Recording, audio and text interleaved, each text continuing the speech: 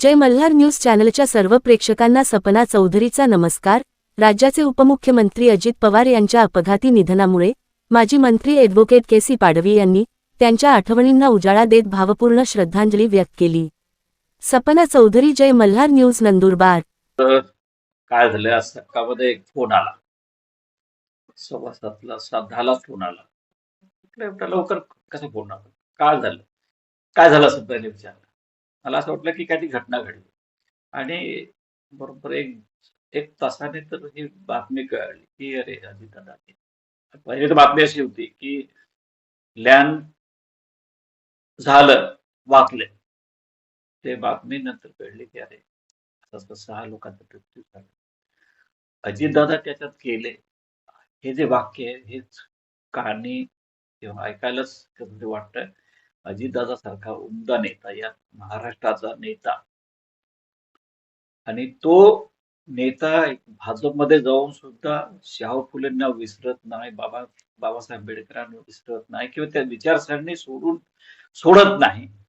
हे या राज्यासाठी, देशासाठी खूप महत्वाचं आहे। भाजपबरोबर राहून सुद्धा विचारसरणी ठेवणं आणि त्याच्यावर कारभार करणं। मी तर त्याच्यावर काम केलेलं आहे।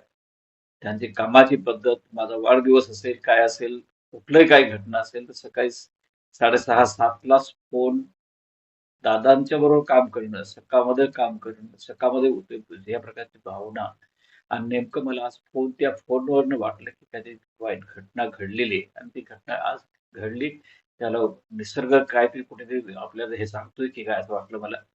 पण निश्चितपणे अजितदादा सारखा माणूस या राज्याला एक देण होती, ती देण केली आणि ह्या राज्यामध्ये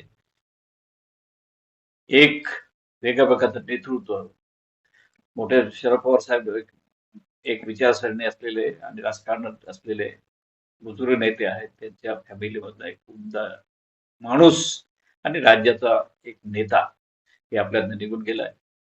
त्यांना माझ्या वतीने, आपल्या आदिवासी भागाच्या वतीने, आपल्या जिल्ह्याच्या वतीने आणि आपण निश्चितपणे आदिवासी एका परिवार आहे सगळे राज्यातले, त्यांच्या वतीने मी त्यांना श्रद्धांजली अर्पण करतो।